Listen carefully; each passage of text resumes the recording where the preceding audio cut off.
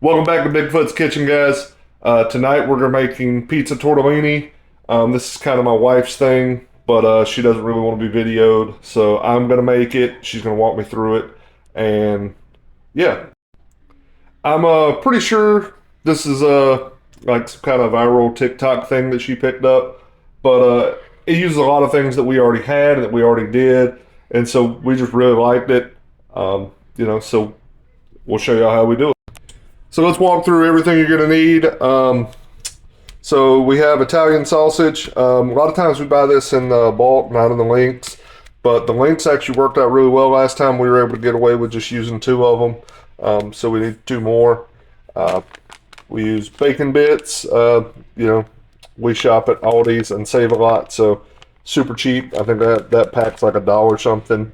And pepperoni. I think the original thing called for mini pepperonis, but we cut those up. Frozen cheese tortellini. I'm sorry for all the culinarian people out there. I'm not going to show you how to make tortellini today. I do have a friend that I think starting a channel, and he's more the pasta guru. So, if he does that, I'll send y'all his way. The seasonings we're going to use, pretty standard stuff. Salt and pepper, of course, granulated garlic, onion, Italian seasoning, garlic, heavy cream, and you'll see when we use this at the end just to cream out the sauce a little bit. And I'm sorry guys, I don't make sauce from scratch very often at home. We just dress it up around here because I'm a working dad with 2 or 3 jobs depending on the day of the week, and lots of mouths to feed. So this is the brand of sauce from Save a Lot near our house. And just a couple different styles, and then the cheese we're going to use, Oh, and I almost forgot the peppers and onions, because it wouldn't be a supreme pizza without peppers and onions. I think mushrooms would be great in this, but yeah, my kids have mixed emotions on mushrooms, so we're not going to put mushrooms in it. Yeah. So we're cutting the sausage open to begin with, getting our pan hot, and my beautiful wife has decided that she wants to be a part of the video now, so you'll see a little foot later when it comes time to do the pasta. We're getting the water hot. We got our sausage in. We're just going to let this brown. We're going to chop it up, break it down. This is the only raw meat that we're using today, so we want to make sure we cook that through before we add anything else.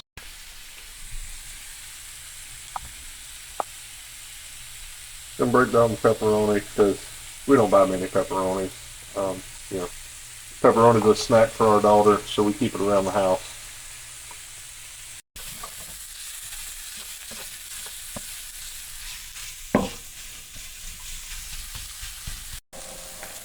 Alright, so we got our sausage rendered out, getting a little brown on it.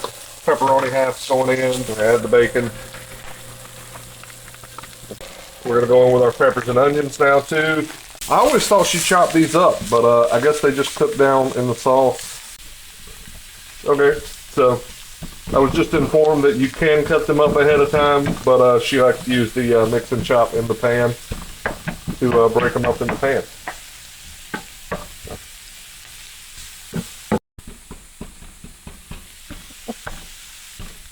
More fun. I guess it saves on dishes too. And if we could save money, time, or dishes, that really influences our cooking decisions around here. Where all the onions and peppers are thawed out. And that'll tell us when to put the sauce in. So what you have to understand is when you use frozen vegetables, that water from those veggies kind of deglaze the pan. So you're looking to cook some of that moisture out before you go in with anything else. And you're just trying to get some color on the pepperoni. Alright, so we're starting to brown a little more here. And we're going to go in with our fresh, quote-unquote, garlic, our already chopped or minced garlic here. So we'll get some color on that, get some sweat on that.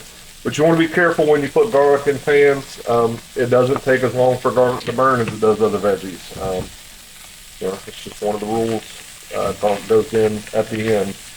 not when you're caramelizing everything.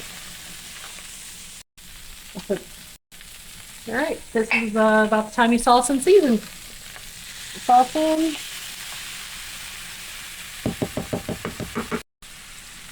Second jar. Second jar. So add water.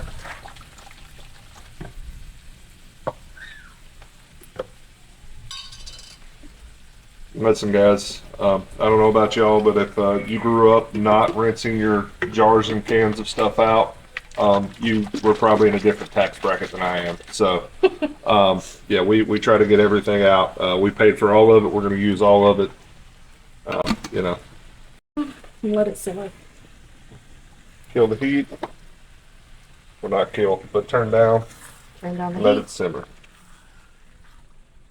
Yeah. All right. Flavoring the sauce up some, obviously. Bit of garlic powder. Some onion powder. And some seasonings. That's Italian seasoning.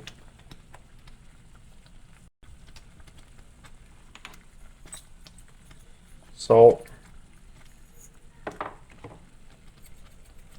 And pepper.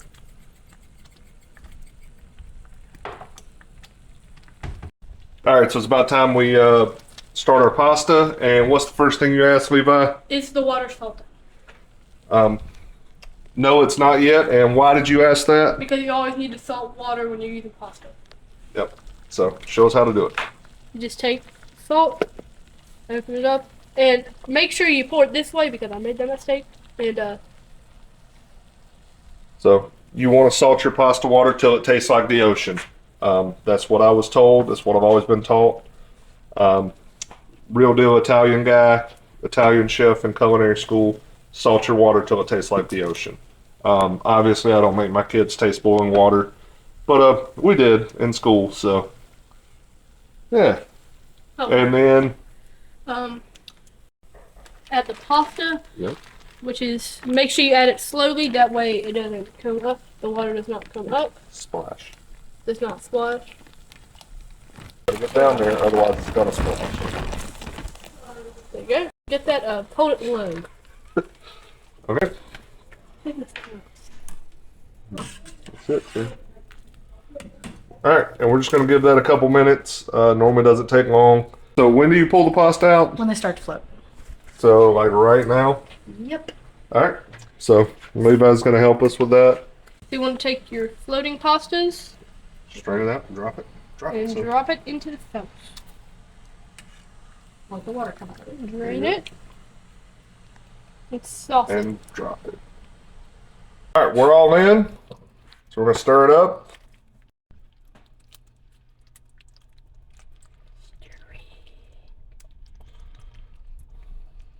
Very gently. Big pan's very helpful for this. You could use two smaller pans if you don't have a big pan. You might also make a smaller batch if you know you're not cooking for 6. You know, if you're cooking for 2 or 3, half this is probably good. But so add the heavy cream right at the end. We're gonna let it simmer for a minute. Anyone that has acid reflux, I just want to let y'all know the heavy cream in it helps with that tremendously. All right, and after you get the cream mixed in, this is what it should look like. We're gonna put the cheese on top. So you just get a little bit in your hand and Sprinkle it all around. We need more than that. Come on now. Yep. Edge to edge here. Cheese. Just like that. We're also making garlic bread to go with this anytime we do pasta, whether it be bolognese, carbonara, alfredo, whatever you want to call it. We do garlic bread. And real expensive stuff here. Basic white bread. It's the only use for fake butter I can find is because it spreads better than cold whole butter. Just a little bit. Just a little. Right there on the bread. Super technique driven. Real Maybe classic, authentic. Yeah. Alright. Garlic bread before the oven. Alright guys. This is what the toast should look like. You know, I'm a light toast guy. I don't like a whole lot of color, but you know, sue me. And the pizza tortellini should look like this. And we're gonna make a bowl. So,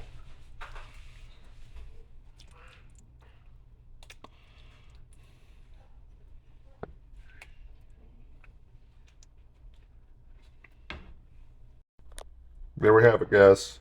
That's the pizza tortellini. It's gonna be delicious. And that's how you put your foot in it.